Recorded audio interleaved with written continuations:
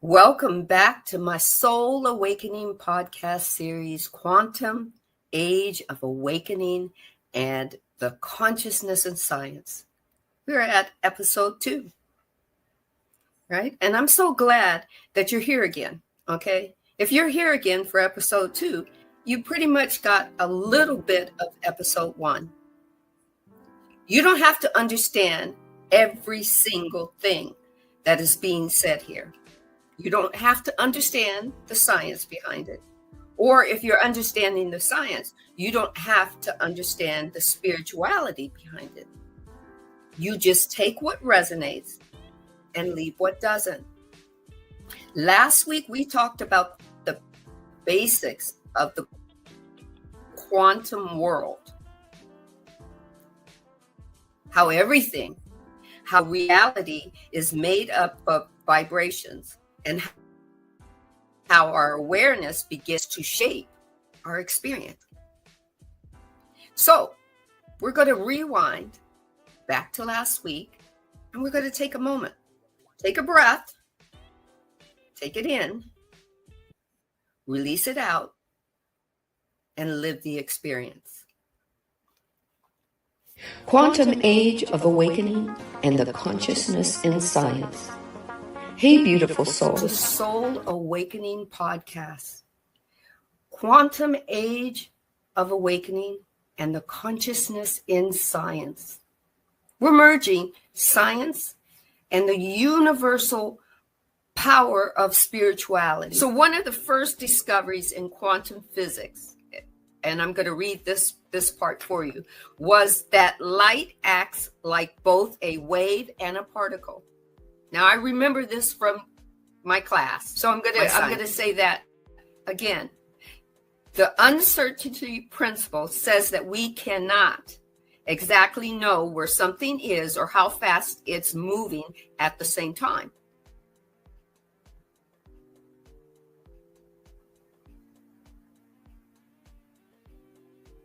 Doesn't that sound like life? It sounds like life to me.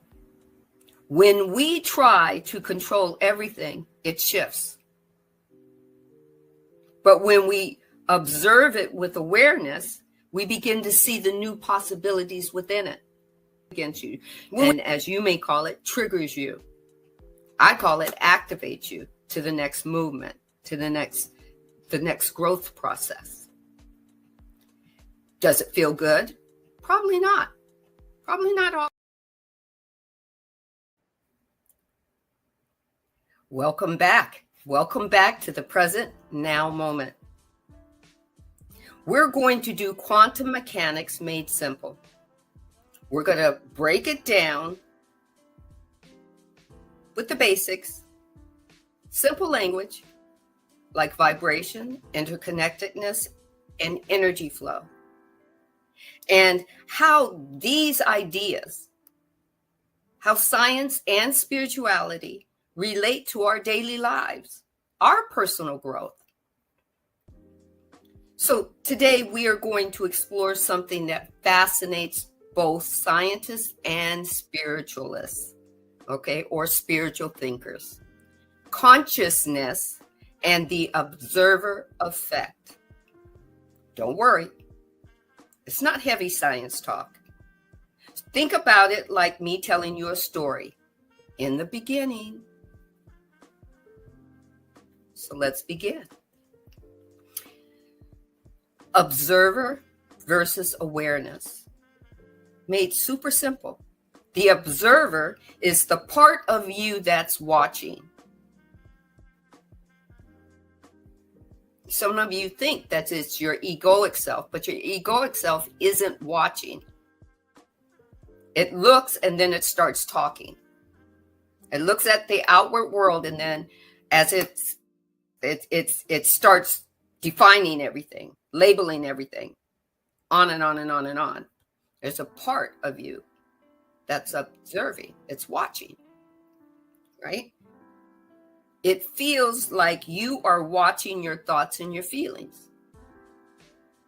You're watching them. You're just observing them. You haven't put any labels to them. You haven't put any thoughts or likes or dislikes to them, or feelings of emotional feelings to them. You're just the observer. Who is that in you? Michael A. Singer wrote a book about surrendering to life. He heard through his higher self, his egoic self, talking and nonstop, and he wanted to go and find out who that was within him. The observer that was showing him all of that. Where is that in me? Okay. It's called The Surrender Experiment by Michael A. Singer. Okay. Observer is a still. It's a still someone doing the watching. Still. In stillness, it's doing the watching. I see you're getting irritated. People say that a lot. Well, who's seeing it? Right? I see I'm getting irritated now. There's a watcher. Write this down. Put on parentheses, and then in the put a capital I. Your higher self, the watcher, watching something. Right? Okay. Now we said observer versus awareness. Awareness is space. Everything blew my mind because I read the book by I believe it's I'm trying to think of her name. I can't think of her name right now, but she wrote a book. Rhonda Burton, that's her name. And she wrote a book that broke down and identified that we, body, mind, and soul, or our soul within our body and our mind, are awareness. And she identified that awareness is always being aware. Right? So awareness equals the space that everything appears in. There's no watcher. Things just show up on their own. Thoughts just move and flow. Particles just are moving and flowing and becoming, right? When there's no observer, it's the open background that everything happens in. Okay? Example is irritation appears, then fades. Right? Irritation, I could be irritated by something and it could appear as just as fast as I got irritated, it fades. If I don't observe it, if I don't give it attention, if I don't put action behind it, it just fades.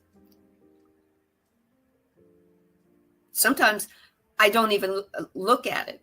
I'll give you a case in point with me. In my neighborhood is very loud.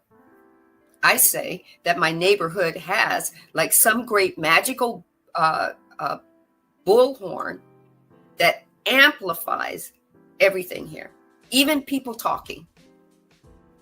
It sounds like they're screaming.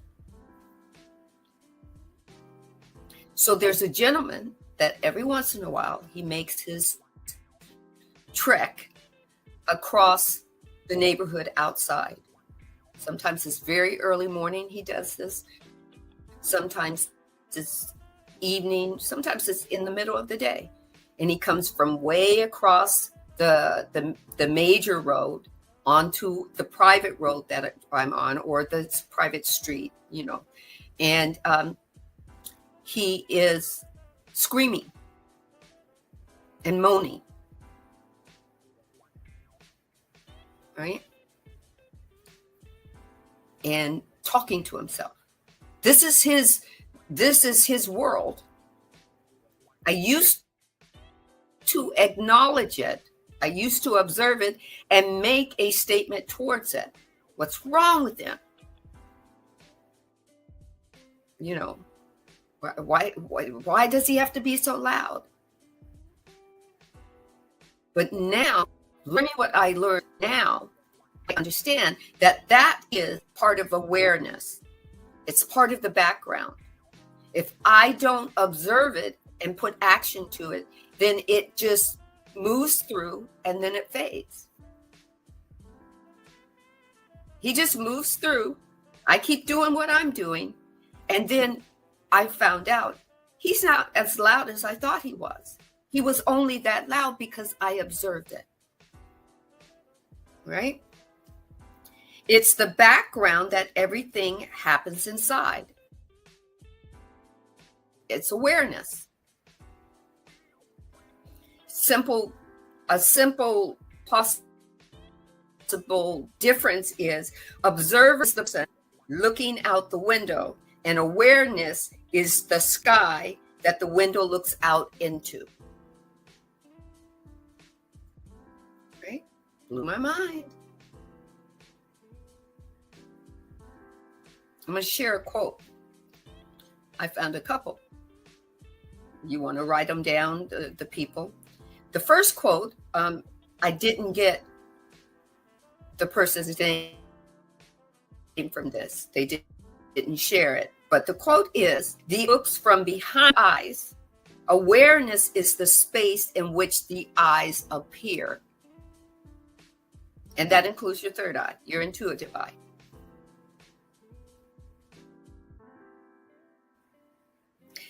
The observer is, quote unquote, the observed.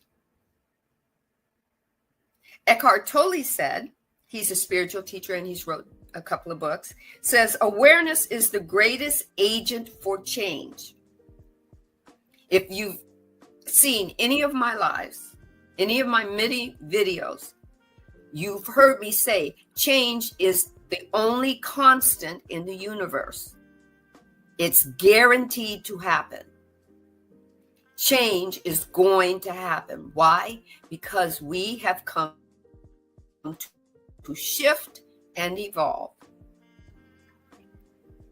And Eckhart Tolle says, awareness is the greatest agent of change. The moment you become aware of something, the particles change and they become whatever you're becoming aware of. Rumi said, the quieter you become, the more able to hear. Observing equals actively paying attention. Right? All you have to do is just make an effort to notice what's happening. That's observing. Like watching your breath, watching your thoughts. I'm going to cut out for a second. When you go into meditation, your meditation instructor says, okay, let's take a deep breath in. You're observing your breath. And you're observing your exhale as well. You're paying attention to your breath. But you know you breathe. You do it without paying attention to it. You know your heart beats. You're doing it without paying attention to it. But when you observe your breath and your heartbeat, then the particles within your heart and your breath, they start moving the way you're observing them move. Right? Sounds and thoughts and your feelings come and go. And sometimes you don't even notice them. But when you notice something and you observe it, and that means that once you observe it, now you're going to do one or two things. You're going to have a judgment about it, or you're going to have a discernment about it. And now that particle that was part of what you observed has changed. Blew my mind. Example could be you hear sounds, you hear sounds, you feel your body, right? Or you notice thoughts, all effortlessly.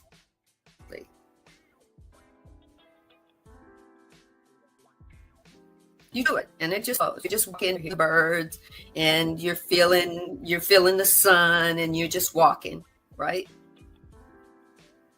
But when you stop and you observe something, now you're about to change the way you're viewing whatever you're now coming into visual contact with or physical contact with, right?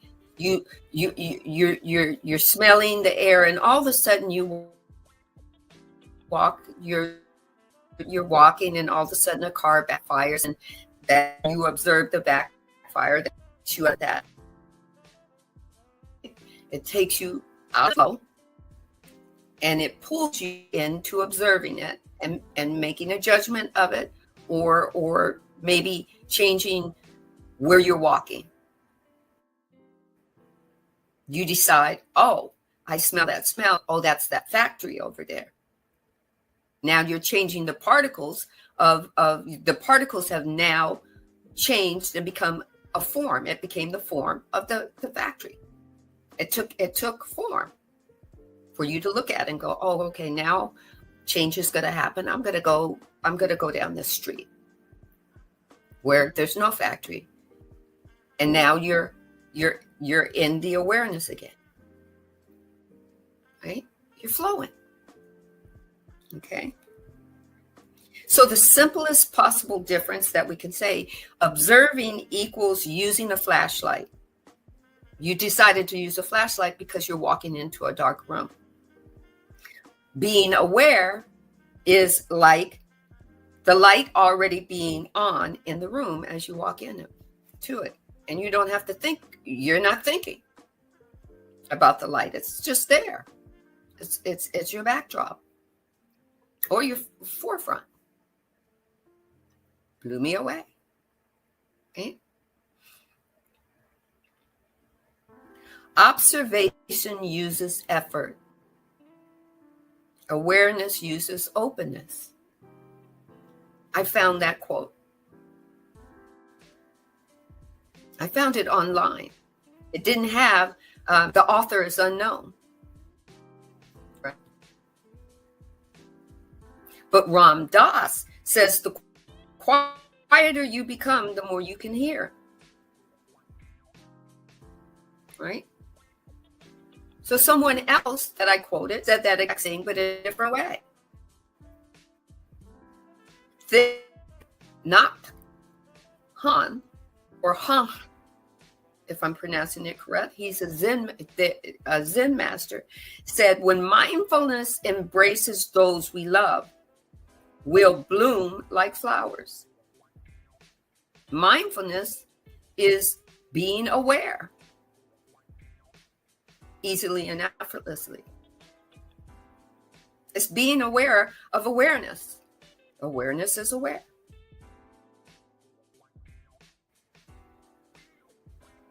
Think about it. If you combine being an observer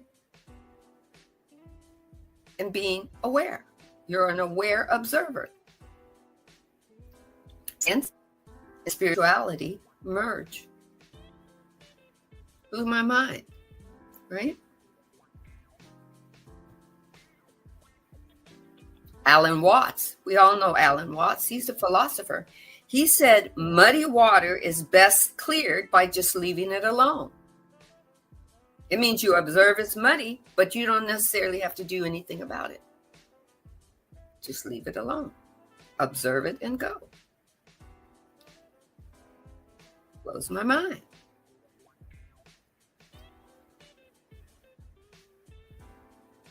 Hello, Chantel.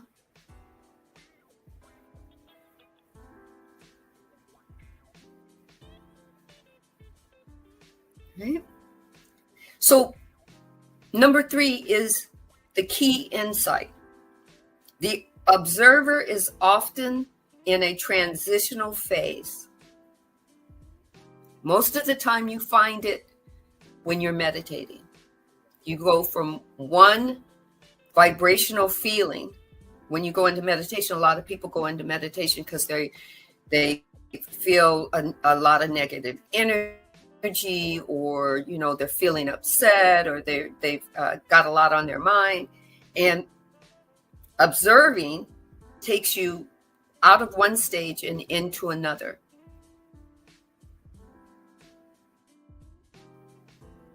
You step out of identifying your thoughts, and you step into or hold a sense of you step out of that identifying spot that has you holding on to things as separate. You're separate from. Awareness allows you to be the observer and dissolve that and be part of wholeness. Awareness is aware.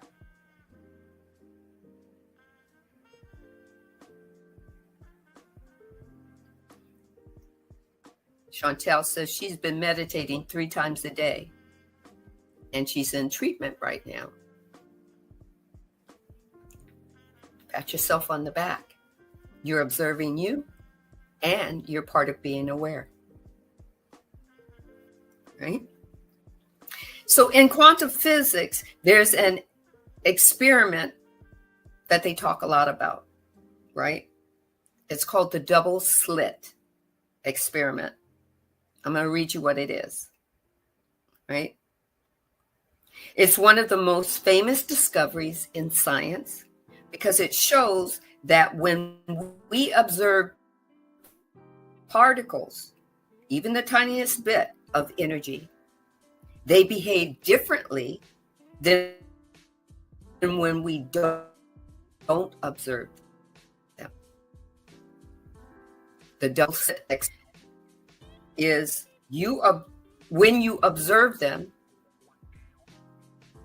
the particle stabilizes and becomes form.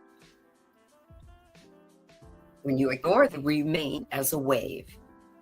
Blows your mind? Blew mine. Not just any old wave, waves of possibilities of what it could be. It's just like if you are in your living room and you're doing deep cleaning, and you've got this great big window that's showing all of the outside, and the sun is there and the birds are out, and you've got it open, but not stop. You take a pause and you turn around and you look at your window. Now you're observing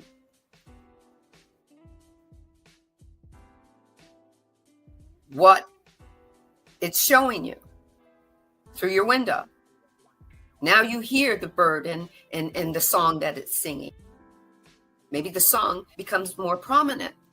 Maybe it becomes a little bit louder and a little bit more focused, because now it's taken form. Before, it was just being. Right? I hope that helps. So the double slit experiment says what you observe stabilizes. What you ignore remains a wave of possibility. Attention collapses uncertainty into form. So the form, or the particles, are just being. They're out there being. There could be a thought. They could be, waves of energy moving around, playing, becoming, playing some more, becoming some more. And until you focus on it. When you focus on it, it takes on form. Think about this. How powerful are you that it starts moving and becoming something that you're focusing on?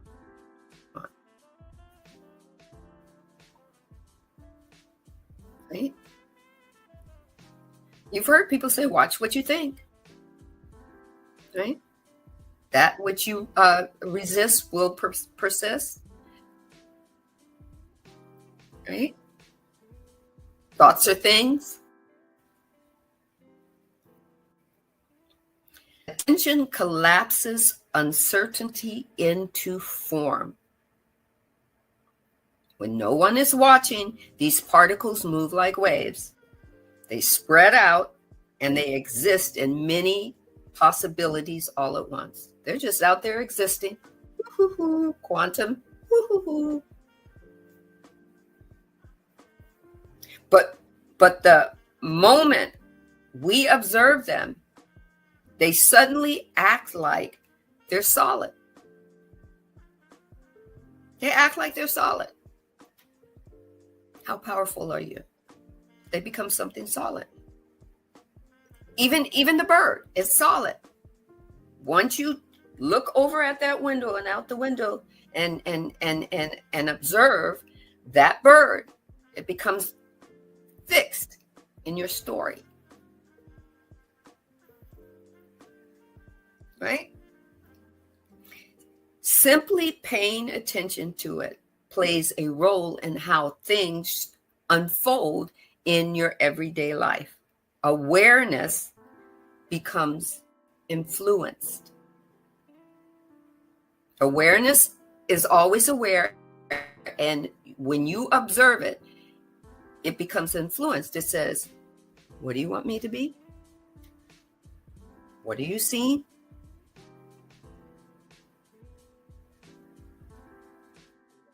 Just pause for a moment.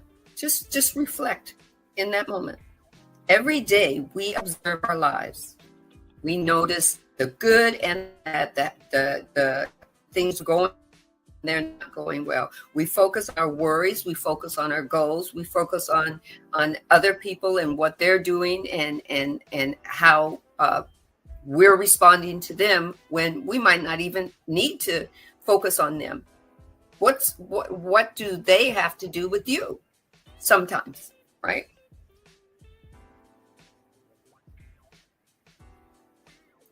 Could it be that the energy of our attention shapes how the events unfold for us?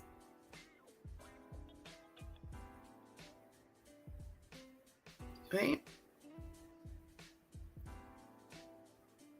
Now, when I hear the gentleman, whenever it is, because it's not as often, but when he does start his part of his story, I just know to turn my TV up a little, or turn my music up a little, or even get up and close the door. Because I've observed it. I've observed hearing him come up the street.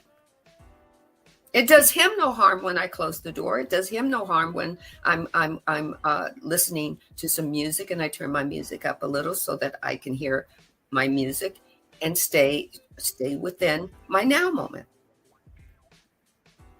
It's okay to observe. Now, when you observe, it's asking you, what action are you going to take? Awareness is now aware to what's next.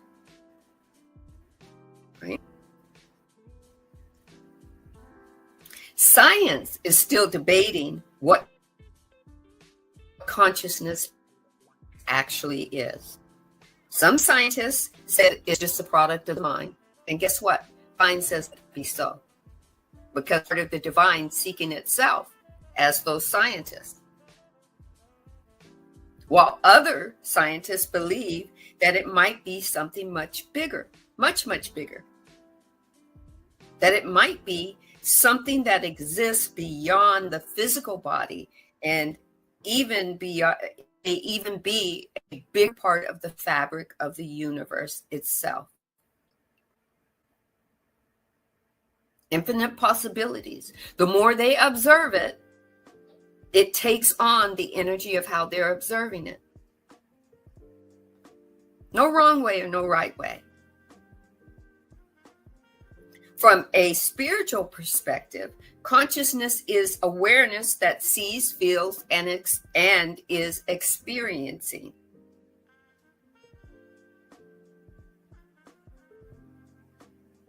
It's a quiet place within you that notices your thoughts and your emotions, but isn't controlled by them, i.e., your higher self or your soul. Your soul is learning from you. It's not telling you what to do or what not to do. You got an ego for that. And sometimes your ego is putting you on a page where you're noticing these things, but you go automatically into judgment, which takes you a lot into judgment about you. And it takes you out of the flow of your now. Right? When you begin to live from this place where awareness of awareness being aware, right? You're observing awareness being aware, and you live from that point, then you stop. It's said that you can stop being having reactions, constantly reacting and judging, not just judging yourself, judging others, right? You get to start to change the world through just having an experience, saying, okay, I see this, I'm observing this, where is this going to take me? And we talked about that last episode, and we've talked about that briefly in the series Yin and Yang, and we've talked about it in talking about the universal laws as well, right? So some scientists done quotes about this. So I found a few. Werner Heisenberg, he's the founder, or it's believed he's the founder of quantum mechanics, said, quote, what we observe is not nature itself, but nature exposed to our method of questioning. So if we just observe it and have no questions about it, then it's nature. It's just moving. Right? But once we observe it and have a question about it, we change that particle. Right? Niels Bohr, he's a physicist. Yes, I wanted to say that correctly. And he contribute to the quantum theory. So that means he's just one of many that contribute to this, saying that everything we call real is made up of things that cannot be regarded as real. They only become real for you the moment you observe them. Then once you stop observing it, it fades. It goes back to what I believe I call the all thing and the no thing. It goes back to the creator. It goes back to the quantum energy. Okay? You might want to write a few of these down. Niels Bohr, B-O-H-R, Werner Heisenberg. Werner Heisenberg is spelled W-E-R-N-E-R, Heisenberg. And then Max Planck, P-L-A-N-C-K. I hope I'm pronouncing it correct. He says, I regard consciousness as fundamental. I regard matter as the derivative of consciousness. It came from consciousness. Take what resonates, leave what doesn't. Science and spirituality are more in sync with each other than you believe. Okay?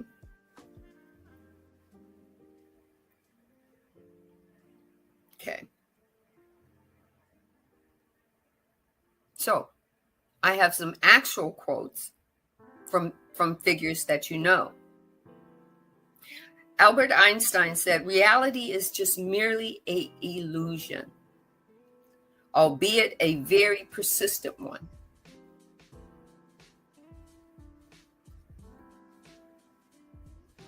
David Bohm, he's a physicist and a conscious theorist, said, the field of the future is the field of the mind.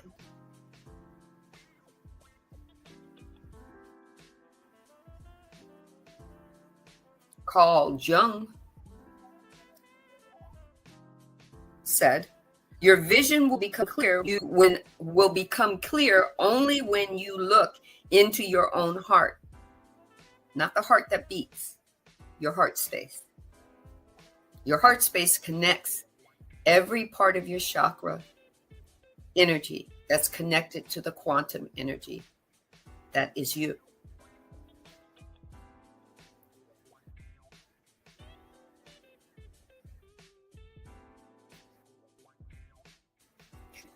Something to think. Here we go. Okay, we're back. If physics is a clue to how life works.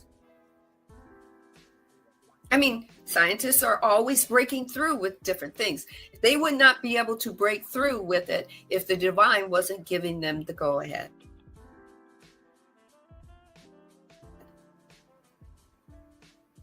What if into how life works? When you observe your thoughts, your feelings, your emotions, and even some of the problems that are set before you, your situations, your circumstance, you can either observe them with calm, or you can observe them in disarray or freaking out. You get to observe it with two different choices. What if you observe it with calm attention?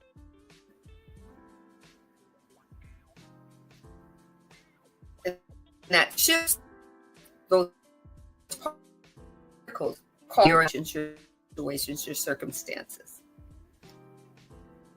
right? It shifts it. Not because you're forcing it, but because you're becoming not only observing it, but you're becoming aware of how it's transforming and moving as you're being calm about it.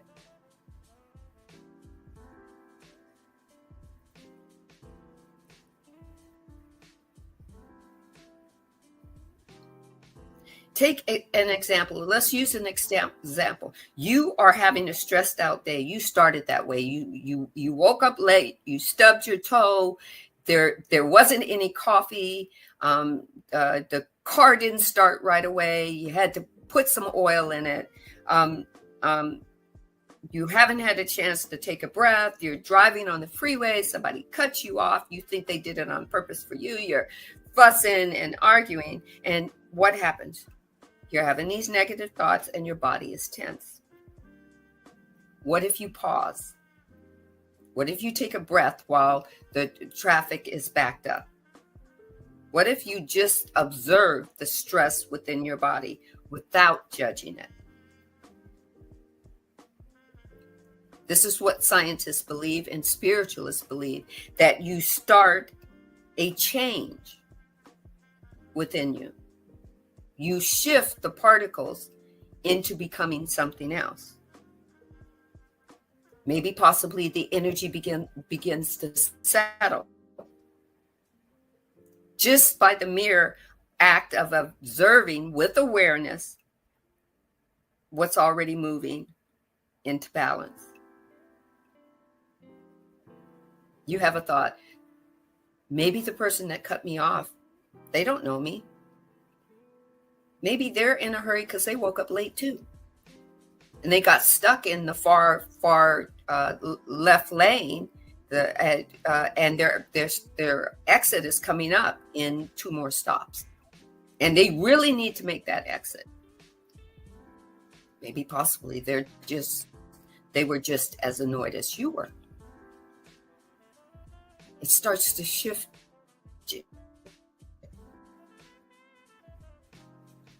right? Maybe even calling it going into balance.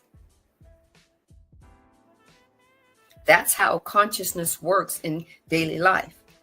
Observation brings transformation. Write that in big bold letters, capital letters. Put it as a sticky on your bathroom window. Put it on your sticky on your car dashboard. Put it as a sticky on your work cubicle or your office door. Right? Science call this the observer effect. Spirituality calls it awareness. In truth, they are describing both the same power, the power of intention. Because that particle is taking on your focus, your intention, the moment you become aware of it.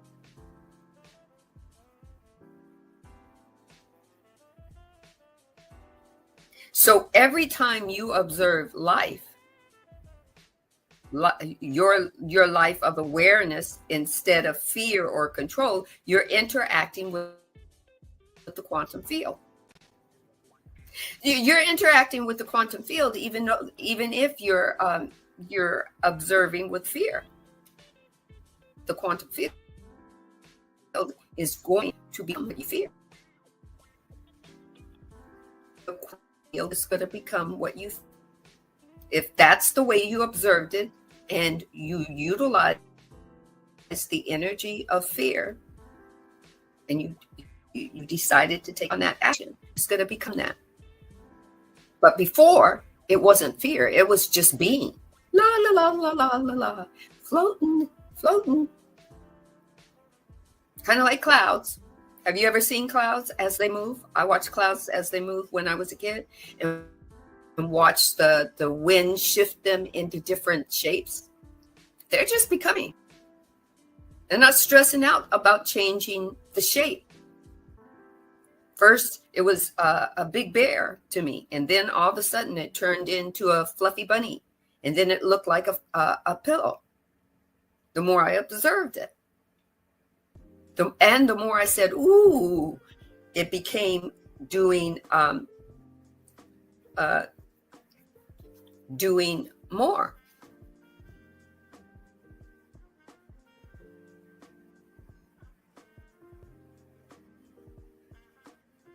And yes, I do notice that Instagram is having trouble with the live, so we're not going to worry about that. You know, if it fixes itself, it fixes itself. Right? I think it came back, but that's part of what we observe. Right?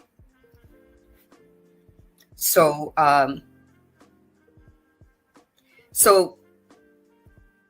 like I was saying, in truth, science and spirituality are describing the same power, just using different words and different labels. But once you understand this, there's no separation. There's flow, right? So I'm still learning about this because there's a lot more behind this. And I know that there are people on YouTube that dance thing and they break it down. And who knows, they might have broke it down more eloquently or more scientifically. But this is just for me, it's a starter. It's a starter point. It's for me to understand that both science and spirituality or religiosity or the quantum are all one, and wholeness. And I can take information from all areas and build how I'm going to use awareness to grow me in my everyday life. How's it going to grow you? I invite you to practice during the week about, instead of talking about Say, I have a challenge. Take a breath and observe the challenge. Just observe it. No wrong, no right. No judging. Just observe it and see where that takes you. Observe it in your body. Observe it in your mind. Observe it in your emotions without judging you. You don't have to fix anything. Just observe. Notice the simple awareness that begins to shift within your energy about what you're being. As particles becoming what you're thinking, what you're feeling. Becoming what you want, what you need, what you desire, without forcing it. Like that song, if it fit, don't force it. Relax and let it flow. Grace. Right?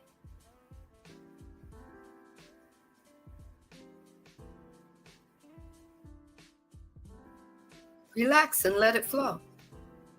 Just observe it.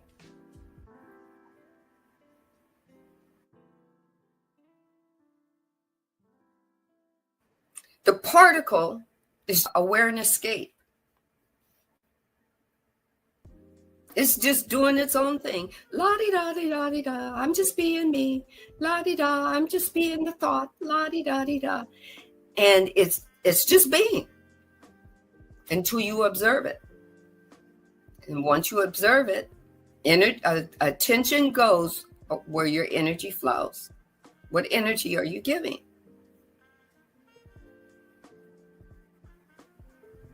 Energy goes where attention flows as well. Why, thank you. I have a bit of a glow. Thank you. Thank you, thank you, thank you. I needed to hear that today. I receive. Right? So I suggest, if you want to explore these topics further, I suggest The Self-Aware Universe by Amit Goswami, Goswami,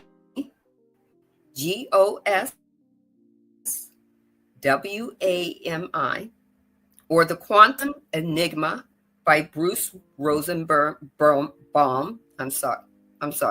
Rosenblum, right? These are just where I look stuff up. I haven't read these books in its entirety. Okay. So The Quantum Enigma by Bruce Rosenblum, and also it might be under Fred Kuttner, Kuttner. They both explain these ideas beautifully in simple language.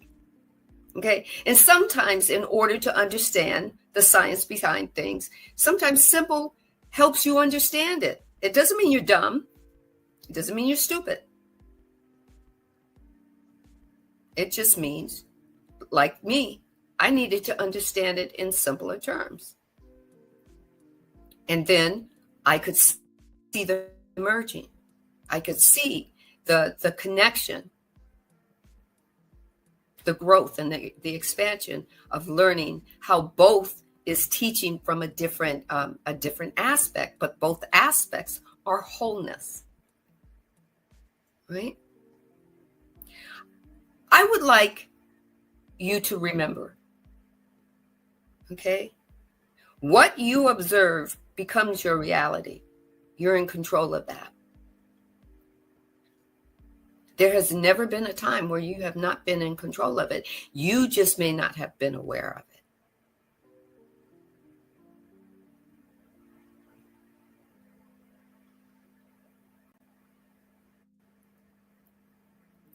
So, in closing, I'm going to say, next week we will talk about how everything in the universe is vibration. Again, you go, Sandy, haven't you talked about that before? No. That's one aspect of it. We're going to talk about another aspect of it. Energy moving in patterns and frequencies. That's the scientific part of it. We'll explore how these vibrations connect with your thoughts, your emotions, and even the energy centers in your body. This is helping you to find out how powerful you are as a creator or co-creator, if you, depending on your label, with the universe or with the divine.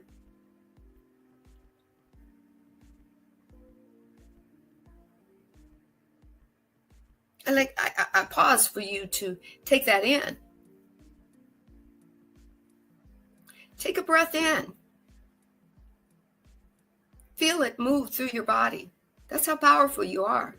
Yes, you breathe automatically on your own. Your lungs know how to do it automatically. And yes, your heart beats automatically. But there's a time where you can observe it.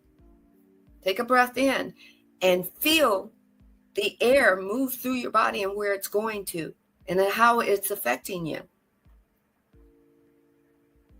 Listen to your body. Your body is trying to talk to you. Take a moment.